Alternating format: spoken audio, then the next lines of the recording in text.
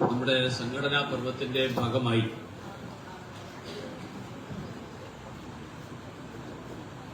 Bharatiya Janata party ദേശീയ തലത്തിൽ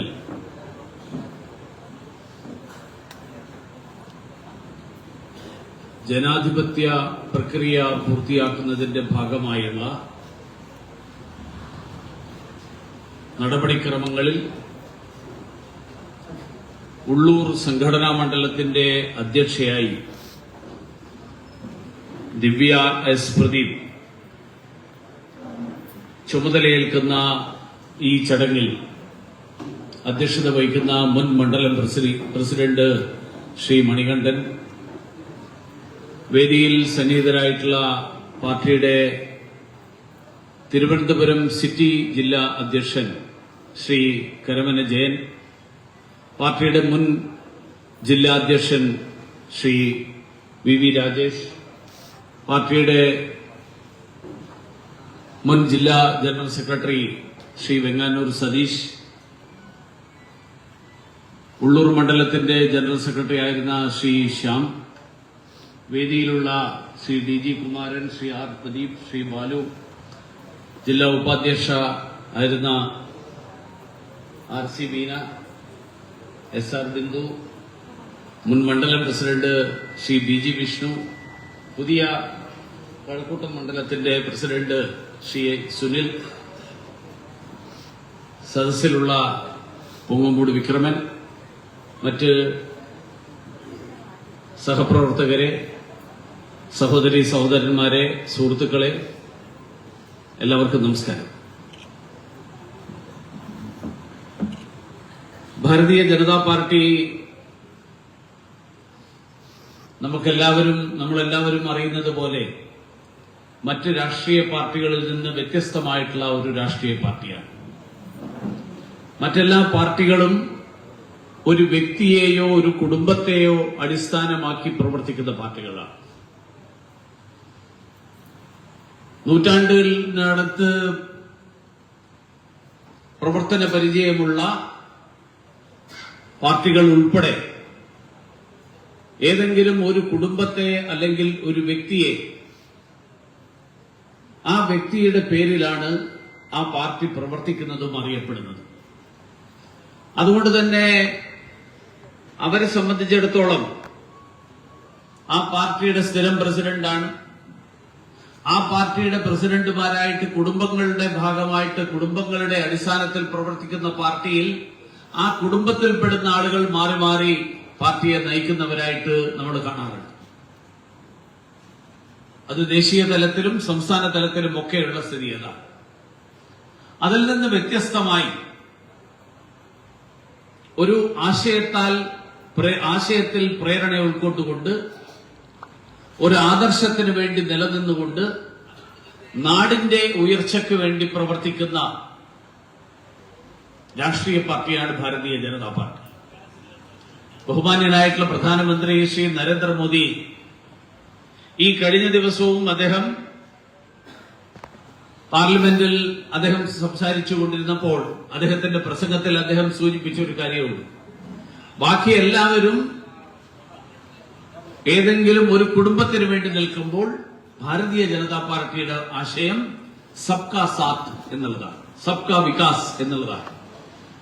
മറ്റുള്ളവർ ഒരു കുടുംബത്തിന്റെയോ വ്യക്തിയുടെയോ താല്പര്യത്തിന് വേണ്ടി പ്രവർത്തിക്കുമ്പോൾ നമ്മൾ മുഴുവൻ സമൂഹത്തിന്റെയും വികസനത്തിന് വേണ്ടി, പുരോഗതിക്ക് വേണ്ടി എല്ലാവരുടെയും വിശ്വാസം ആർജിച്ചുകൊണ്ട് എല്ലാവരുടെയും ഒപ്പം നിന്നുകൊണ്ട് പ്രവർത്തിക്കുന്ന പാർട്ടിയാണ്.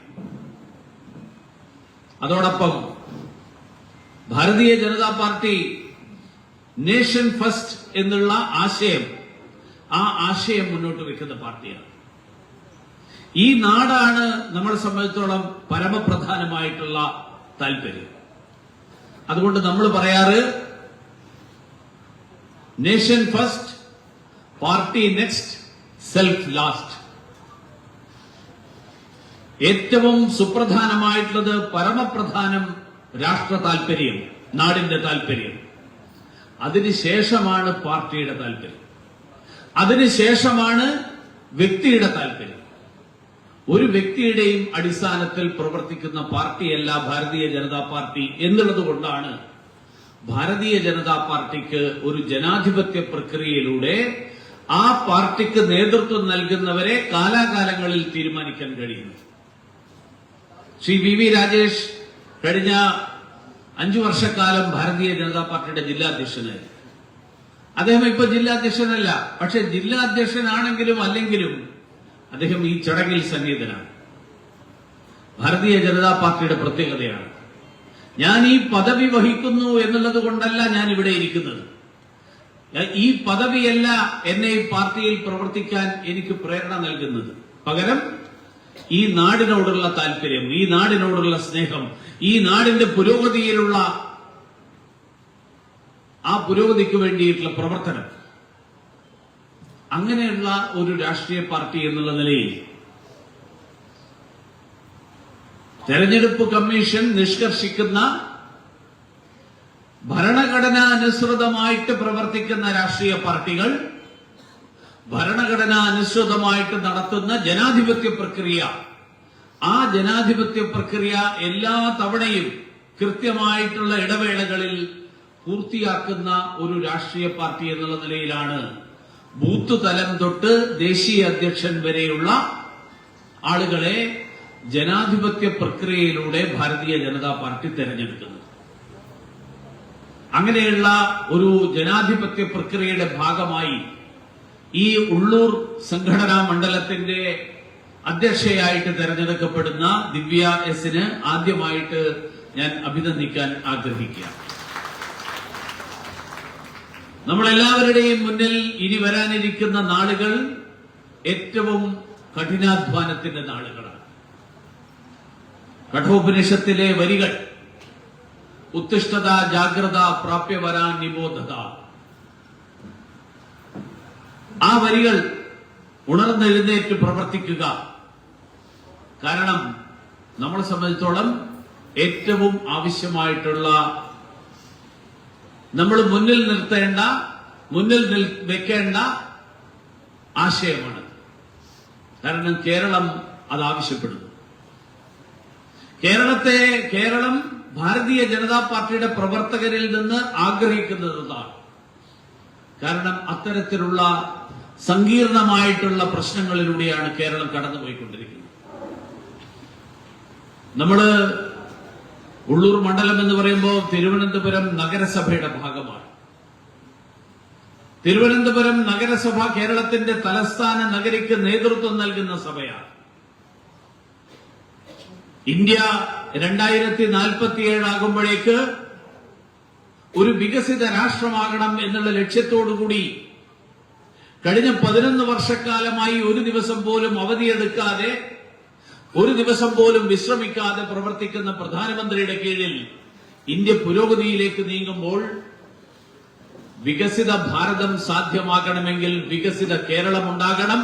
വികസിത കേരളം ഉണ്ടാകണമെങ്കിൽ വികസിത തിരുവനന്തപുരം ഉണ്ടാകണം. ആ വികസിത തിരുവനന്തപുരം സാധ്യമാക്കാൻ വേണ്ടി തിരുവനന്തപുരത്തെ നഗരസഭയെയും ആ നഗരസഭയിൽ ജനപ്രതിനിധികളായിട്ട് ഇരിക്കുന്ന ആളുകളും ജനങ്ങളോട് പ്രതിബദ്ധതയുള്ളവരായിരിക്കണം. ജനങ്ങളോട് പ്രതിബദ്ധതയില്ലാത്ത ഒരു നേതൃത്വമാണ് ഇന്ന് കേരളത്തിൽ ഭരിച്ചുകൊണ്ടിരിക്കുന്നത് എന്നുള്ളത് കേരളത്തിലെ ജനങ്ങൾക്ക് കൃത്യമായിട്ട് മനസ്സിലായി. ജനങ്ങളോട് പ്രതിബദ്ധതയില്ലാത്തത് കൊണ്ടാണ് കേരളത്തിലെ ഒരു മന്ത്രി കഴിഞ്ഞ ഏതാണ്ട് ഒരാഴ്ചക്കിടയിൽ 3-4 മരണങ്ങൾ, കാട്ടാന ചവിട്ടിക്കൊന്നുള്ള മരണങ്ങൾ, കടുവ ആക്രമിച്ചിട്ടുള്ള മരണങ്ങൾ, ഈ മരണങ്ങൾ ഉണ്ടാകുമ്പോഴും കേരളത്തിലെ ഒരു മന്ത്രി ആ തരത്തിലുള്ള കാര്യങ്ങൾ, ആ വകുപ്പിന്റെ ചുമതലയുള്ള മന്ത്രി ആ ജോലി ചെയ്യുന്നതിന് പകരം ഗാനമേളയിൽ പാട്ടുപാടാൻ പോകുന്നു. കാരണം ജനങ്ങളോട് പ്രതിബദ്ധതയില്ല. ജനങ്ങളുടെ നികുതി പണം കൊണ്ടാണ് ഈ മന്ത്രിയുടെ ജീവിതം തന്നെ നടക്കുന്നത് എന്ന് ബോധ്യമുണ്ടെങ്കിൽ തന്റെ ജീവിതത്തിലെ, തന്റെ ഒരു ദിവസത്തിലെ ഒരു നിമിഷം പോലും പാട്ടുപാടി ആഹ്ലാദിക്കാൻ വേണ്ടിയിട്ട് പോവില്ലായിരുന്നു. പകരം കഷ്ടപ്പെടുന്ന ജനങ്ങളുടെ കാട്ടാന ചവിട്ടിക്കൊന്ന ആ അട്ടമലയിലെ വയനാട്ടിലെ ആദിവാസി കുടുംബത്തിലുള്ള ആ കുടുംബത്തിലെ മാതാപിതാക്കളുടെ കണ്ണീരൊപ്പാൻ അദ്ദേഹം എത്തുമായിരുന്നു. ഇനി ഒരാൾക്കും അങ്ങനെയുള്ള കണ്ണീര് ഉണ്ടാകാതിരിക്കാനുള്ള നടപടികൾ എടുക്കുമായിരുന്നു. കേന്ദ്ര സർക്കാർ അതിനു വേണ്ടിയിട്ടുള്ള എല്ലാ സൗകര്യങ്ങളും നൽകിയിട്ടും എല്ലാ സാഹചര്യങ്ങളും ഒരുക്കിയിട്ടും അത് വേണ്ട വിധത്തിൽ ഉപയോഗിക്കാത്ത ഒരു സർക്കാർ, കഴിഞ്ഞ 10 വർഷക്കാലത്തിനിടയിൽ നൽകിയിട്ടുള്ള പണത്തിന്റെ 40% പോലും ചെലവഴിക്കാത്ത ഒരു സർക്കാർ, അങ്ങനൊരു സർക്കാരാണ് കേരളത്തിൽ ഭരിച്ചുകൊണ്ടിരിക്കുന്നത്. എന്നിട്ട് പറയുന്നത് കേന്ദ്ര സർക്കാരിന്റെ നിയമത്തിൽ മാറ്റം വരണം. 1972 വന്യജീവി വനം വകുപ്പിന്റെ വന്യജീവി സംരക്ഷണ നിയമം, ആ നിയമം കൃത്യമായിട്ടുള്ള ചുമതല നൽകുന്നത് കേരളത്തിലെ wildlife warden, chief wildlife വാർഡന് ചുമതല നൽകിയാണ് ഈ കാര്യത്തിൽ ആവശ്യമായിട്ടുള്ള നടപടികൾ എടുക്കാൻ. ക്ഷുദ്രജീവികളായിട്ട് കണക്കാക്കപ്പെടുന്ന ജീവികളെ ആവശ്യം വന്നാൽ വെടിവെച്ചു കൊല്ലാൻ അതിനു വേണ്ടിയിട്ട് കേരളത്തിലെ മുഴുവൻ പഞ്ചായത്ത് അംഗങ്ങളെയും പഞ്ചായത്ത് സെക്രട്ടറിമാരെയും ഓണററി ലൈഫ് വാർഡന്മാരായിട്ട് പ്രഖ്യാപിച്ചിട്ടുള്ള ഉത്തരവിറങ്ങി. പക്ഷേ അതിന്റെ നടപടികൾ എന്ത് നടക്കുന്നു എന്ന് പരിശോധിക്കാൻ ആരുമില്ല. കേരളം അതിസങ്കീർണമായിട്ടുള്ള സാഹചര്യമാണ്. കേരളത്തിലെ ആനകളുടെ എണ്ണം എടുത്താൽ ആ എണ്ണം ഇന്ത്യയിലെ ശരാശരിയേക്കാൾ എത്രയോ കൂടുതലാണ്. കേരളത്തിലെ വനങ്ങൾ ഇന്ത്യയുടെ വനങ്ങളുടെ കഷ്ടിച്ച് 1%. പക്ഷേ ആനകളുടെ എണ്ണം എടുത്താൽ ഇന്ത്യയിലെ ആനകളുടെ 20% കേരളത്തിലാണ്. കേരളത്തിലെ വനങ്ങളിൽ വനത്തിന്റെ വിസ്തൃതിയുടെ കണക്കെടുത്താൽ ദേശീയ ശരാശരി അനുസരിച്ച് കേരളത്തിൽ 2000 ആനകളാണ് ആകാവുന്നത്. കേരളത്തിൽ 6000 ആനകളുണ്ട്. ഈ ആനകൾക്ക് ജീവിക്കാൻ അതിന് ആവശ്യമായിട്ടുള്ള ഭക്ഷണം, ആ ആനകൾക്ക് ആവശ്യമായിട്ടുള്ള കുടിവെള്ളം, ഇതൊക്കെ വനത്തിനുള്ളിൽ ലഭ്യമാക്കാൻ വേണ്ടിയിട്ടാണ് പ്രൊജക്ട് എലിഫന്റ് എന്നുള്ള പേരിൽ കേന്ദ്ര സർക്കാർ പദ്ധതി നടപ്പിലാക്കിയിട്ടുള്ളത്. പക്ഷെ കേരളത്തിൽ ആ പദ്ധതിക്ക് വേണ്ടിയിട്ട് അനുവദിച്ചിട്ടുള്ള പണം, ആ പണം ഇപ്പോഴും ചെലവാക്കിയിട്ടില്ല.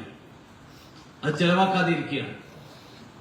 കടുവകളുടെ ആക്രമണത്തിൽ നിന്ന് രക്ഷപ്പെടാൻ വേണ്ടിയിട്ടാണ് പ്രൊജക്ട് ടൈഗർ എന്നുള്ള പദ്ധതി കേന്ദ്ര സർക്കാർ നടപ്പിലാക്കിയിട്ടുള്ളത്.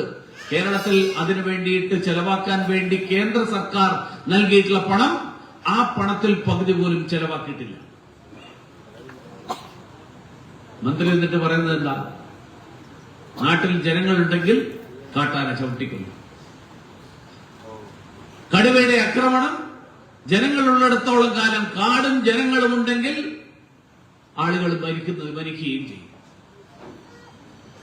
ഓരോ കുടുംബത്തെ സംബന്ധിച്ചിടത്തോളം ആ കുടുംബത്തിന്റെ ഉപജീവന മാർഗമാണ് ആ കുടുംബത്തിലെ ചെറുപ്പക്കാരായിട്ട് ജീവൻ നഷ്ടപ്പെടുന്ന ഒരു ആൾ. നമ്മൾ ഇന്നത്തെ പത്രത്തിൽ വായിച്ചിട്ടുണ്ടാവും. സ്വന്തം മകൻ ജോലിക്ക് പോയി തിരിച്ചു വരാതിരുന്നപ്പോ ആ മകനെ അന്വേഷിച്ചിറങ്ങിയ അച്ഛനും അമ്മയും തേയിലക്കാട്ടിൽ മകന്റെ മൃതദേഹം കാണുമ്പോഴുണ്ടാകുന്ന വികാരം, ആ വികാരം എന്തായിരിക്കും? കേരളത്തിൽ ഇതേപോലെ നടക്കുന്ന ഏറ്റവും വലിയ തട്ടിപ്പുകളിൽ ഒന്നാണ് ഇപ്പൊ നമ്മൾ കേട്ടുകൊണ്ടിരിക്കുന്ന പാതിവില തട്ടിപ്പ്. സാധാരണക്കാരായിട്ടുള്ള ആളുകൾ, സാധാരണ നിർധനരായിട്ടുള്ള ആളുകൾ 1.25 ലക്ഷം രൂപ കൊടുത്ത് സ്കൂട്ടർ വാങ്ങാൻ കഴിയാത്തവന്റെ മുന്നിൽ 60,000 രൂപ തന്നു കഴിഞ്ഞാൽ സ്കൂട്ടർ തരാമെന്ന് പറഞ്ഞാൽ, അതിന് കേന്ദ്ര സർക്കാരിന്റെ ഫണ്ട് ഉപയോഗിച്ചുകൊണ്ട് സ്കൂട്ടർ തരുമെന്ന് പറഞ്ഞാൽ ഏതൊരാളും അതിൽ വീണുപോകും.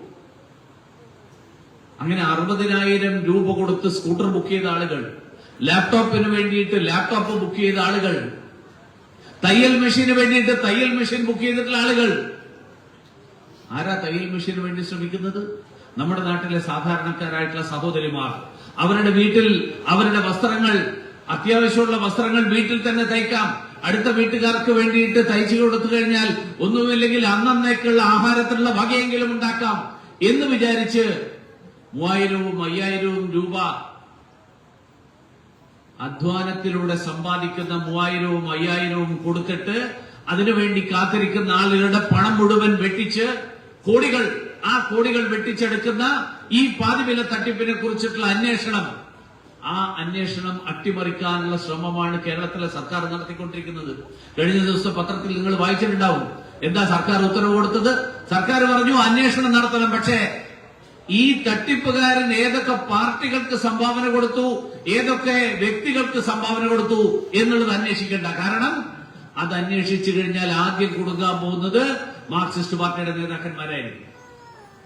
മാർക്സിസ്റ്റ് പാർട്ടിയുടെ നേതാക്കന്മാര് ഈ തട്ടിപ്പിന് സംരക്ഷണം കൊടുക്കാൻ വേണ്ടി വാങ്ങിയിട്ടുള്ള, തട്ടിപ്പിന്റെ പങ്കുപറ്റിയിട്ടുള്ള ആളുകള് അവര് വെളിച്ചത്ത് വരരുത് എന്നുള്ളത് കൊണ്ടാണ് ഇത് അന്വേഷിക്കരുത് എന്നുള്ള നിർദ്ദേശം ക്രൈംബ്രാഞ്ചിന് കൊടുത്തിട്ടുള്ളത്. അല്ലെങ്കിൽ മാർക്സിസ്റ്റ് പാർട്ടിയുടെ നേതാക്കന്മാരെ സംരക്ഷിക്കാൻ അല്ലെങ്കിൽ എന്തിനത്തരത്തിലുള്ള ഒരു നിർദ്ദേശം കൊടുക്കണം? അന്വേഷിക്കട്ടെ, പങ്കുപറ്റിയിട്ടുള്ള മുഴുവൻ ആളുകളെയും നിയമത്തിന്റെ മുന്നിൽ കൊണ്ടുവരാൻ തയ്യാറില്ല. അപ്പൊ ഈ നാട്ടിലെ ഏറ്റവും പാവപ്പെട്ടവരെ കൊള്ളയടിക്കുന്ന, പാവപ്പെട്ടവന്റെ അന്നം പൊട്ടിക്കുന്ന, ആ പാവപ്പെട്ടവന്റെ കൊള്ള നടത്തി ആ കൊള്ള പങ്കുവെച്ച് ഭരണക്കാർക്ക് വീതിച്ചു നൽകുന്ന ഒരു തട്ടിപ്പുകാരനെ, ആ തട്ടിപ്പുകാരനെ സംരക്ഷിക്കുന്ന സമീപനം, ആ സമീപനമാണ് കേരളത്തിലെ സർക്കാർ കൈക്കൊള്ളുന്നതെങ്കിൽ കേരളത്തിലെ സാധാരണക്കാരന്റെ ജീവിതം എന്തായിരിക്കും? അതുകൊണ്ടാണ് ഞാൻ പറഞ്ഞത്, കേരളത്തിലെ ജനങ്ങൾ ഇന്ന് മാറ്റം ആഗ്രഹിക്കുന്ന ജനങ്ങളാണ്. അതുകൊണ്ട് ഭരണക്കാരെ കൊണ്ട് ജനം പൊറുതിമുട്ടിയിരിക്കുന്നു. പ്രതിപക്ഷം ജീവിച്ചിരിപ്പുണ്ടോ എന്ന് പോലും അറിയാത്ത സാഹചര്യമാണ്. കാരണം ഇങ്ങനൊരു സാഹചര്യം ഉണ്ടായിട്ട് പ്രതിപക്ഷം എന്താ ചെയ്യുന്നത്? പ്രതിപക്ഷം നിയമസഭയിൽ പോലും ഓടിയൊളിക്കുക. മുഖ്യമന്ത്രിയുടെ മകൾക്കെതിരായിട്ടുള്ള മാസപ്പടി കേസ് വന്നപ്പോ ആ വിഷയം ഉന്നയിക്കാൻ പോലും കോൺഗ്രസിന് തന്റെ ഇടമുണ്ടായിരുന്നില്ല. കാരണം എന്താ? മുസ്ലിം ലീഗിന്റെയും കോൺഗ്രസിന്റെയും നേതാക്കന്മാരടക്കം ഈ മാസപ്പടി വാങ്ങിയവരുടെ പട്ടികയിലുണ്ട്. CPM-കാർ മാത്രമല്ല, കോൺഗ്രസിന്റെയും ലീഗിന്റെയും നേതാക്കന്മാര്, അങ്ങനെയുള്ളവരുടെ പേരുകൾ PK, OC, RC എന്നൊക്കെ പറയുന്ന പേരുകൾ ആരെ സൂചിപ്പിക്കുന്നതാണ് എന്ന് രാഷ്ട്രീയം അറിയുന്ന എല്ലാവർക്കും അറിയാം. കോൺഗ്രസിന്റെയും ലീഗിന്റെയും നേതാക്കന്മാർ. ആ നേതാക്കന്മാരെ സൂചിപ്പിക്കുന്ന ഒരു തട്ടിപ്പ് നടക്കുമ്പോ സ്വാഭാവികമായും മുഖ്യമന്ത്രിയുടെ മകള് മാസം തോറും കോടികൾ വാങ്ങുന്നു എന്ന് പറയാൻ പ്രതിപക്ഷത്തെ ഒരാൾക്ക് പോലും നിയമസഭയിൽ നാവ് പൊങ്ങില്ല. അതോടൊപ്പം സംസ്ഥാനത്തെ വ്യാപകമായി നടക്കുന്ന ആക്രമണങ്ങൾ, വ്യാപകമായിട്ട് പ്രചരിക്കുന്ന രാസലഹരി, ലഹരിയേക്കാൾ അപകടകരമാണ് രാസലഹരി, കെമിക്കൽ ഡ്രഗ്സ്. ലോകത്തിന്റെ പല ഭാഗങ്ങളിലും ലഹരിയുണ്ട്, കഞ്ചാവുണ്ട്, അതുപോലെയുള്ള വസ്തുക്കളുണ്ട്. പക്ഷേ നമ്മുടെ ലഹരി എന്ന് പറയുന്നത് സിന്തറ്റിക് ഡ്രഗ്സ് ആണ്. നമ്മുടെ ശരീരത്തെ, നമ്മുടെ മുഴുവൻ ജീവനെ മുഴുവൻ ഇല്ലാതാക്കുന്ന, ഇഞ്ചിഞ്ചായിട്ട് ഇല്ലാതാക്കുന്ന, മനുഷ്യനെ ഭ്രാന്തനാക്കുന്ന ഒരു ലഹരി. ആ ലഹരിക്ക് നമ്മുടെ ചെറുപ്പക്കാരായിട്ടുള്ള സാധാരണക്കാരായിട്ടുള്ള ആളുകളടക്കം അടിമപ്പെടുത്തുന്ന സാഹചര്യം നമ്മുടെ തൊട്ടടുത്തല്ലേ മംഗലപുരം. മംഗലപുരത്ത് കഴിഞ്ഞ ദിവസം 15 വയസ്സുകാരനായിട്ടുള്ള ഒരു കുട്ടിയെ തട്ടിക്കൊണ്ടുപോയതിന് അറസ്റ്റ് ചെയ്ത ആളുകൾ മുഴുവൻ 20 വയസ്സിൽ താഴെയുള്ള ആൾക്കാർ. ആര് തടയും ഇത്തരത്തിലുള്ള കാര്യങ്ങൾ? കഴിഞ്ഞ ദിവസം ഞാനൊരു കേന്ദ്രീയ വിദ്യാലയത്തിൽ പോയപ്പോ അവിടെയുള്ള രക്ഷാകർത്താക്കൾ എന്നോട് പറഞ്ഞു, ഈ പരിസരത്തുള്ള കടകളിലടക്കം ലഹരി വിൽപ്പനയുടെ കേന്ദ്രങ്ങളാണോ എന്ന് ഞങ്ങൾക്കൊക്കെ ആശങ്കയുണ്ട്. തടയാൻ ഒരു സർക്കാരില്ല, ശബ്ദമുയർത്താൻ ഒരു പ്രതിപക്ഷമില്ല. ഏറ്റവും കൂടുതൽ അക്രമങ്ങളുടെ കഥകൾ കേട്ടുകൊണ്ടാണ് ഓരോ ദിവസവും നമ്മൾ ഉറക്കമുണരുന്നത്. എത്ര അക്രമങ്ങൾ, ഒന്നും രണ്ടുമല്ല, ഓരോ ദിവസവും നടക്കുന്ന അക്രമങ്ങൾ. കൊച്ചുകുട്ടികളിൽ മുതൽ പ്രായമായിട്ടുള്ള സ്ത്രീകളടക്കമുള്ള ആളുകൾ കൊടുകൃത്യങ്ങൾ ചെയ്യുന്ന ആളുകളായിട്ട് മാറിക്കൊണ്ടിരിക്കുന്നു.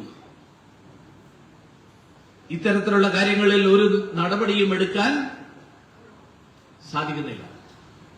കലാലയങ്ങളിൽ പോകുന്ന വിദ്യാർത്ഥികൾ റാഗിങ്ങിന് വിധേയരാകുന്നു. നഴ്സിംഗിന് ചേരുന്ന വിദ്യാർത്ഥികൾ റാഗിങ്ങിന് വിധേയരാകുന്നു. നേതൃത്വം നൽകുന്നത് ഭരണകക്ഷിയുടെ വിദ്യാർത്ഥി സംഘടനയുടെ സംസ്ഥാന നേതാവ്. ആരുത്തരം പറയും? അങ്ങനെ ഭരണകക്ഷിയുടെ ഗുണ്ടായുസവും അഹന്തയും അതോടൊപ്പം അവസരവാദവും ഇന്നലെ വരെ പറഞ്ഞത് മാറ്റി പറയാൻ ഒരു മടിയില്ല. ഇന്നലെ വരെ പറഞ്ഞത് നമ്മുടെ നാട്ടിൽ സ്വകാര്യ സർവകലാശാലകൾ വന്നാൽ മാർക്സിസ്റ്റ് പാർട്ടിയുടെ 23ാം പാർട്ടി കോൺഗ്രസിലെ പ്രമേയത്തിൽ പറഞ്ഞത് സ്വകാര്യ സർവകലാശാലകൾ വിദ്യാഭ്യാസ കച്ചവടത്തിന്റെ കേന്ദ്രങ്ങളാണെന്ന്. ഈ കഴിഞ്ഞ ദിവസം സംസ്ഥാന മന്ത്രിസഭ കേരളത്തിലും സ്വകാര്യ സർവകലാശാലകൾ സ്ഥാപിക്കാൻ തീരുമാനമെടുത്തു. സ്വകാര്യ സർവകലാശാലകളെ നമ്മൾ എതിർക്കേണ്ട ആവശ്യമില്ല. കാരണം ധാരാളം സ്വകാര്യ സർവകലാശാലകൾ വരുമ്പോൾ അവിടെ നിയമങ്ങൾക്ക് വിധേയമായിട്ട് അവർ പ്രവർത്തിക്കുന്നു എന്ന് ഉറപ്പുവരുത്താൻ സർക്കാർ ഉത്തരവാദിത്തം ഏറ്റെടുക്കണം. പക്ഷെ സ്വകാര്യ സർവകലാശാലകൾ പാടില്ല എന്നുള്ള നിലപാടെടുക്കേണ്ട ആവശ്യമില്ല. പക്ഷെ ഇത്രയും കാലം ആ സ്വകാര്യ സർവകലാശാലകൾക്കെതിരായിട്ടുള്ള സമീപനം സ്വീകരിച്ച പാർട്ടിയാണ് ഈ കമ്മ്യൂണിസ്റ്റ് പാർട്ടികൾ. അതിന്റെ ഫലം എന്താ ഉണ്ടായത്? നമ്മുടെ നാട്ടിലെ കഴിവുള്ള ചെറുപ്പക്കാർ, ആയിരക്കണക്കിന് ആളുകൾ വിദ്യാഭ്യാസത്തിന് വേണ്ടി അന്യ സംസ്ഥാനങ്ങളിലേക്ക്, അന്യ രാജ്യങ്ങളിലേക്ക് പോകുന്ന ഒരു സാഹചര്യമുണ്ടായി. വൈകിയാണെങ്കിലും സ്വകാര്യ സർവകലാശാലകൾ കേരളത്തിൽ വരുന്നു. നമുക്ക് സ്വാഗതം ചെയ്യാം. പക്ഷേ ആ സ്വാഗതം ചെയ്യുന്നതിന് മുമ്പ് ഇത്രയും കാലം നിങ്ങളെടുത്ത നയത്തിന്റെ ഫലമായിട്ട് കേരളത്തിലെ കലാലയങ്ങളെ മുഴുവൻ കുട്ടിച്ചോറാക്കിയ, കേരളത്തിലെ കലാലയങ്ങൾ ഉപേക്ഷിച്ച് ഈ നാട്ടിലെ ആയിരക്കണക്കിന് വിദ്യാർത്ഥികൾ, ആയിരക്കണക്കിന് കുടുംബങ്ങളിൽ നിന്ന് അന്യ സംസ്ഥാനങ്ങളിലേക്കും അന്യ രാജ്യങ്ങളിലേക്കും പോകേണ്ടി വന്ന സാഹചര്യം ഉണ്ടാക്കിയതിന്റെ ഉത്തരവാദിത്വം, ആ ഉത്തരവാദിത്വത്തിൽ നിങ്ങൾക്ക് ഒഴിഞ്ഞു മാറാൻ പറ്റുമോ? സ്വകാര്യ സർവകലാശാല സ്ഥാപിക്കുന്നത് പോട്ടെ, അംബാസഡർ ടി പി ശ്രീനിവാസൻ അദ്ദേഹം സ്വകാര്യ സർവകലാശാലകളുടെ അത് വന്നാലുണ്ടാകുന്ന വരും വരായികകളെ കുറിച്ച് ചർച്ച ചെയ്യാൻ വേണ്ടി ആ ചർച്ചയ്ക്ക് പോകുന്ന വഴിയിലാണ് അദ്ദേഹത്തെ തടഞ്ഞ് തലക്കടിച്ച് വീഴ്ത്തിയത്. അദ്ദേഹം ഒരു ഗുണ്ടയോ സമരക്കാരനോ ഒന്നുമല്ല. അദ്ദേഹം 10-40 കൊല്ലക്കാലം ഇന്ത്യയുടെ പ്രതിനിധിയായിട്ട് ലോകത്തിലെ വിവിധ രാഷ്ട്രങ്ങളിൽ ഇന്ത്യയുടെ പ്രതിനിധിയായിട്ട്, അംബാസഡറായിട്ട് പ്രവർത്തിച്ച ഒരാൾ, ലോകം കണ്ടിട്ടുള്ള ഒരു മനുഷ്യൻ. അദ്ദേഹം ലോകത്ത് എന്തൊക്കെയാണ് നടക്കുന്നത് എന്ന് നമ്മുടെ നാട്ടിലെ ആളുകളോട് ചർച്ച ചെയ്യാൻ പോകുമ്പോ ആ ചർച്ച ചെയ്യാൻ പോകുന്നവരെ തലക്കടിച്ച് വീഴ്ത്തിയ ആളുകൾ ഇപ്പൊ പറയുകയാണ് സ്വകാര്യ സർവകലാശാലകൾ വന്നോട്ടെ. ഇന്നലെ വരെ നമ്മുടെ ദേശീയപാതകളിൽ, ഇപ്പോഴും എനിക്കറിയാം പല ദേശീയപാത ടോളുകളിലും പണ്ട് സമരം ചെയ്തതിന്റെ ബോർഡ് ഇപ്പോഴും അവിടെയുണ്ട്. ഡിവൈഎഫ്ഐക്കാരുടെയും CPM-കാരുടെയും അതിനെതിരായിട്ട് വെച്ച ബോർഡ്. ആ ടോൾ പ്ലാസകൾ തകർത്ത ആളുകൾ ഇപ്പൊ കിഫ്ബിയുടെ റോഡുകളിൽ ടോൾ പിരിക്കാം എന്നുള്ള പുതിയ നിയമം കൊണ്ടുവന്നിരിക്കുന്നു. ഇപ്പൊ പറയുന്നത് എന്താ? മൂർത്തമായ സാഹചര്യങ്ങളിൽ മൂർത്തമായ നിലപാടുകൾ എടുക്കാം. പുതിയ പ്രയോഗങ്ങൾ. എന്താ ഈ മൂർത്തമായ സാഹചര്യം? എന്താ ഈ മൂർത്തമായ തീരുമാനം? നമുക്ക് മലയാളികളായിട്ടുള്ള നമുക്കാർക്കും മനസ്സിലാവാത്ത കുറെ ഭാഷയാണ്. മാർക്സിസ്റ്റ് പാർട്ടി എന്ന് പറയുന്ന കാലഹരണപ്പെട്ട രാഷ്ട്രീയ പ്രസ്ഥാനം, കാലഹരണപ്പെട്ട പ്രത്യയശാസ്ത്രം, ലോകം മുഴുവൻ തിരസ്കരിച്ച പ്രസ്ഥാനം ആകെ അവശേഷിക്കുന്നതിന് കേരളത്തിലാണ്. ഞാൻ ഈ കഴിഞ്ഞ ലോക്സഭാ തെരഞ്ഞെടുപ്പ് കാലത്ത് ബംഗാളിൽ പോയിരുന്നു. ബംഗാളിലെ മിഡ്നാപൂരിൽ പോയിട്ട് അവിടുത്തെ തെരഞ്ഞെടുപ്പ് പ്രവർത്തനത്തിന്റെ BJPയുടെ മീറ്റിംഗ് നടന്നപ്പോ ഞാൻ ആളുകളെ പരിചയപ്പെട്ടപ്പോ അവിടുത്തെ ഒരു MLA ഞാൻ ചോദിച്ചു, നിങ്ങൾ എത്ര കാലമായി BJPയിൽ വന്നിട്ട്? ഞാനിപ്പോ ഒരു 5-6-7 വർഷമായി. അതിനു മുമ്പ് എന്തായിരുന്നു? ഞാൻ DYFIയുടെ കേന്ദ്ര കമ്മിറ്റി മെമ്പറായി. വേറൊരാള് അദ്ദേഹം അവിടുത്തെ തെരഞ്ഞെടുപ്പ് പ്രവർത്തനത്തിന്റെ ഇൻചാർജാണ്. ഞാൻ ചോദിച്ചു, എത്ര കാലമായി? ഞാനിപ്പോ ഒരു 5-6 വർഷമായി. അതിനു മുമ്പ് എന്തായിരുന്നു? CITUവിന്റെ കേന്ദ്ര കമ്മിറ്റി മെമ്പറായി. ബംഗാളിലെ സ്ഥിതി അതാണ്. മരുന്നിന് വെക്കാൻ ഒരു MLA ഇല്ല. ഇപ്പൊ കോൺഗ്രസ് 3 പ്രാവശ്യമായിട്ട് 0 ആണ് ഡൽഹിയിൽ എന്ന് നമ്മൾ വലിയ പ്രചരണം നടക്കുന്നുണ്ടല്ലോ. ബംഗാളിൽ CPM കഴിഞ്ഞ 2 പ്രാവശ്യമായിട്ട് 0 ആണ്. അടുത്ത പ്രാവശ്യവും 0 ആയിരിക്കും. 35 കൊല്ലം ഭരിച്ച സംസ്ഥാനമാണ് CPM. 35 കൊല്ലം തുടർച്ചയായിട്ട് 35 കൊല്ലം തുടർച്ചയായിട്ട് ഭരിച്ച ബംഗാളിൽ മാർക്സിസ്റ്റ് പാർട്ടിക്ക് മരുന്നിനൊരു MLA ഇല്ല. കാരണം എന്താ? ഈ നിലപാടുകളുടെ ഫലമായി കേരളത്തിലും ജനങ്ങൾ ഇതേ സാഹചര്യത്തിൽ ഭാരതീയ ജനതാ പാർട്ടിയെ മുന്നിലേക്ക് കൊണ്ടുവരാൻ CPM-ന്റെ ഈ അവസരവാദ നയത്തിനെതിരായിട്ട്, ഈ അക്രമങ്ങൾക്കെതിരായിട്ട്, ഈ ഗുണ്ടായിസത്തിനെതിരായിട്ട്, അതിനെതിരായിട്ട് നിലപാടെടുക്കാനുള്ള തയ്യാറെടുപ്പോടുകൂടി, സന്നദ്ധതയോടുകൂടിയാണ്. പക്ഷേ ഭാരതീയ ജനതാ പാർട്ടി അതിന് അനുസരിച്ച്, അതിന് അനുയോജ്യമായിട്ടുള്ള തരത്തിൽ ഭാരതീയ ജനതാ പാർട്ടി സന്നദ്ധരായിട്ട് മുന്നോട്ട് വരണം. എന്ന് പറഞ്ഞാൽ ഭാരതീയ ജനതാ പാർട്ടി ജനങ്ങളോടൊപ്പം നിൽക്കണം. ഭാരതീയ ജനതാ പാർട്ടി ജനങ്ങളുടെ ഓരോ വ്യക്തിയുടെയും പ്രശ്നങ്ങളിൽ, ആ പ്രശ്നങ്ങളിൽ ഇടപെട്ട് അതിന് പരിഹാരം കണ്ടെത്താൻ ബൂത്ത് തല പ്രവർത്തകർ തൊട്ടുള്ള ആളുകൾക്ക് സാധിക്കണം. എല്ലാ പ്രശ്നങ്ങൾക്കും ഒരുപക്ഷെ പരിഹാരം കണ്ടെത്താൻ നമുക്ക് സാധിച്ചു എന്ന് ഞാൻ ഉറപ്പൊന്നും പറയുന്നില്ല. പക്ഷേ ആളുകളുടെ വിഷമം, എപ്പോഴും ദുഃഖം പങ്കുവെക്കുമ്പോഴാണ് ദുഃഖത്തിന് ശമനം വരുന്നത്. ഞാൻ വിഷമിച്ചിരിക്കുമ്പോ എന്റെ ആ വിഷമത്തിൽ ആശ്വസിപ്പിക്കാൻ ഭാരതീയ ജനതാ പാർട്ടിയുടെ പ്രവർത്തകൻ അവിടെ എത്തുമ്പോഴാണ് ആ വിഷമം അനുഭവിക്കുന്ന ആൾക്ക് തോന്നുക, ഈ വിഷമത്തിൽ എന്നോടൊപ്പം BJP-ക്കാരൻ പോയതുകൊണ്ട് വിഷമം ഇല്ലതാവുന്നില്ല. പക്ഷെ അവിടെ എത്തുന്നു എന്നുള്ളത് ആ ആൾക്കൊരു വലിയ ആശ്വാസമാണ്. കഴിഞ്ഞ 6-7 മാസക്കാലത്തിനിടയിൽ, കഴിഞ്ഞ ലോക്സഭാ തെരഞ്ഞെടുപ്പിലും അതിനുശേഷം നടന്നിട്ടുള്ള 2 തെരഞ്ഞെടുപ്പിലും, ബംഗാളിലും മഹാരാഷ്ട്രയിലും ഡൽഹിയിലുമൊക്കെ അവിടുത്തെ തെരഞ്ഞെടുപ്പ് പ്രവർത്തനത്തിൽ പങ്കാളിയാവാൻ എനിക്ക് അവസരം ലഭിച്ചിരുന്നു. അവിടുത്തെ പ്രവർത്തകർ നടത്തിയിട്ടുള്ള, അവിടുത്തെ നേതാക്കന്മാർ നടത്തിയിട്ടുള്ള കഠിനാധ്വാനം, ആ കഠിനാധ്വാനമാണ് അവിടുത്തെ വിജയത്തിന് പിന്നിൽ. മഹാരാഷ്ട്രയിൽ BJP വളരെ പിന്നിലായിരുന്നു ലോക്സഭാ തെരഞ്ഞെടുപ്പിൽ. 48 സീറ്റിൽ അവിടെ BJP-ക്ക് കഷ്ടിച്ച് BJP-യും സഖ്യകക്ഷികളും ഒക്കെ കൂടി 10-15 സീറ്റാണ് കിട്ടിയത്. കോൺഗ്രസ് ആണെങ്കിൽ വലിയ ഭൂരിപക്ഷത്തോടുകൂടി കോൺഗ്രസും സഖ്യകക്ഷികളും വിജയിച്ച ഒരു സംസ്ഥാനമാണ് മഹാരാഷ്ട്ര. അതുകൊണ്ട് തന്നെ കോൺഗ്രസുകാരെല്ലാരും കരുതിയത് അടുത്ത മന്ത്രിസഭ ഞങ്ങൾ ഉണ്ടാക്കാൻ പോവുകയാണ്, അവർ മന്ത്രിമാരെ അടക്കം തീരുമാനിച്ചു വെച്ചിരുന്നു. പക്ഷെ ഭാരതീയ ജനതാ പാർട്ടി വളരെ ചിട്ടയായിട്ടുള്ള പ്രവർത്തനം നടത്തി.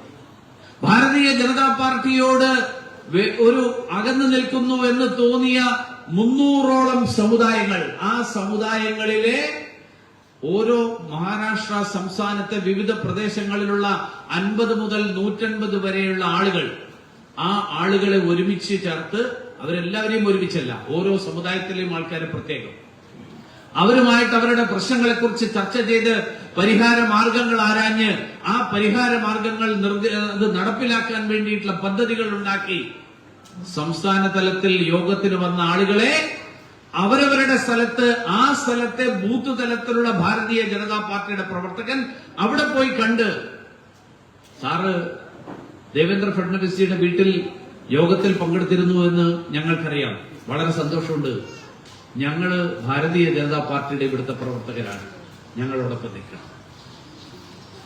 ഫലം എന്താ ഉണ്ടായത്?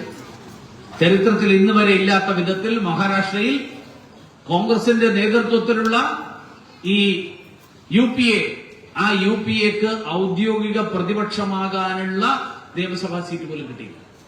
അതുകൊണ്ടാണ് ഞാൻ പറഞ്ഞത്, വിജയത്തിന് കുറുക്കു വഴികളില്ല എന്ന് നമ്മൾ തിരിച്ചറിയണം. ആ വിജയത്തിന് വേണ്ടിയിട്ടുള്ള കഷ്ടപ്പാടുകൾ, അതിനു വേണ്ടിയിട്ടുള്ള കഠിനാധ്വാനം ഉറക്ക വളച്ച്, കാരണം സാധാരണ നമ്മളെല്ലാവരും തെരഞ്ഞെടുപ്പ് സമയത്തുള്ള ഒരു മാസം നമ്മളെല്ലാവരും കഷ്ടപ്പെടും. തെരഞ്ഞെടുപ്പ് സമയത്ത് ഒരു മാസം കൊണ്ട് വിജയം ഒരിക്കലും കിട്ടാൻ പോകുന്നില്ല. ബാക്കിയുള്ളവർ 5 വർഷം ചെയ്യുന്നത് നമ്മൾ ഒരു മാസം കൊണ്ട് ചെയ്തു തീർക്കാൻ ശ്രമിച്ചാൽ സ്വാഭാവികമായിട്ടും അതിന് പരിമിതികളുണ്ട്. ഇനി വരാൻ പോകുന്ന ഒരു വർഷക്കാലത്തിനിടയിൽ നമുക്ക് 2 തെരഞ്ഞെടുപ്പാണ് നേരിടേണ്ടത്. മണികണ്ഠൻ സൂചിപ്പിച്ചു, പഞ്ചായത്ത്, മുനിസിപ്പൽ തെരഞ്ഞെടുപ്പ്, കോർപ്പറേഷൻ തെരഞ്ഞെടുപ്പിനെ കുറിച്ച്, നിയമസഭാ തെരഞ്ഞെടുപ്പിനെ കുറിച്ച്. നമ്മൾ ഇതിനു മുമ്പും ലോക്സഭയിൽ നമ്മൾ മുന്നേറിയിട്ടുണ്ട്. ലോക്സഭയിലെ മുന്നേറ്റം നമുക്ക് കോർപ്പറേഷനിലും നിയമസഭയിലും നമുക്ക് ആവർത്തിക്കാൻ സാധിച്ചിട്ടില്ല. കാരണം ലോക്സഭാംഗത്തിൽ നിന്ന് പ്രതീക്ഷിക്കുന്നതല്ല നിയമസഭാംഗത്തിൽ നിന്നും കോർപ്പറേഷൻ ജനപ്രതിനിധിയിൽ നിന്നും ജനങ്ങൾ പ്രതീക്ഷിക്കുന്നു. അതുകൊണ്ട് ജനങ്ങളോടൊപ്പം, എനിക്ക് ഓർമ്മയുണ്ട്, ഇപ്പൊ നമ്മുടെ തമ്പാനൂർ സതീഷ് BJP-യിൽ വന്നു. ആദ്യത്തെ തമ്പാനൂർ സതീഷ് കൗൺസിലർ ആയിരുന്ന ഒരു കാലമുണ്ടായിരുന്നു, എന്റെ ഓർമ്മ ഞാൻ ABP ഉണ്ടായിരുന്ന ഒരു കാലം 2004 മുമ്പുള്ള കാലം 95-2000 BJP ആ തെരഞ്ഞെടുപ്പിൽ ലോക്സഭാ തെരഞ്ഞെടുപ്പിൽ BJP വലിയ മുന്നേറ്റം കാഴ്ചവെച്ചു. നമ്മളെല്ലാം വിചാരിച്ചു തമ്പാനൂർ സീറ്റ് നമ്മുടേതാണ്. അടുത്ത തെരഞ്ഞെടുപ്പ് വന്നപ്പോൾ തമ്പാനൂർ സതീഷ് വീണ്ടും ജയിച്ചു. കാരണം ജനങ്ങൾക്ക് വേണ്ടത് ലോക്സഭയിലേക്ക് രാജഗോപാലിന് കൊടുക്കും, പക്ഷേ കോർപ്പറേഷനിലേക്ക് തമ്പാനൂർ സതീഷ് കൊടുക്കും. കാരണം വിളിച്ചാൽ കിട്ടുന്നത് തമ്പാനൂർ സതീഷിനെയാണ്. ഇപ്പൊ തമ്പാനൂർ സതീഷ് നമ്മുടെ കൂടെ ആയതുകൊണ്ട് എനിക്കത് പരസ്യമായിട്ട് പറയാം. അപ്പോ ഈ ഒരു ബൂത്ത് തലത്തിലുള്ള പ്രവർത്തകൻ, ആ ബൂത്ത് തലത്തിലുള്ള പ്രവർത്തകൻ തൊട്ട് ഏറ്റവും മുതിർന്ന നേതാക്കന്മാർ വരെയുള്ളവരുടെ കഠിനാധ്വാനം, ആ കഠിനാധ്വാനമാണ്. ആ കഠിനാധ്വാനം ഉണ്ടെങ്കിൽ ജനങ്ങൾ സന്നദ്ധരാണ്. ഇപ്പൊ കഴിഞ്ഞ ദിവസത്തെ ഒരു ദേശീയ ചാനൽ നടത്തിയ സർവേയുടെ കണക്കുകൾ നിങ്ങൾ സോഷ്യൽ മീഡിയയിൽ കണ്ടിട്ടുണ്ടാവും. സോഷ്യൽ മീഡിയയിൽ കണ്ട് നമുക്കൊക്കെ ആവശ്യമുണ്ട്. 7% വോട്ട് BJPക്ക് കേരളത്തിൽ വർദ്ധിക്കുന്നു. 24% കേരളത്തിൽ, 24% BJP, 30% CPM, 42% കോൺഗ്രസ് മുന്നണി. നമ്മൾ CPM തമ്മിൽ 6% വ്യത്യാസം. പക്ഷേ അത് ലോക്സഭാ കണക്കിന്റെയാണ്. അത് ലോക്സഭാ കണക്കിന്റെയാണ്.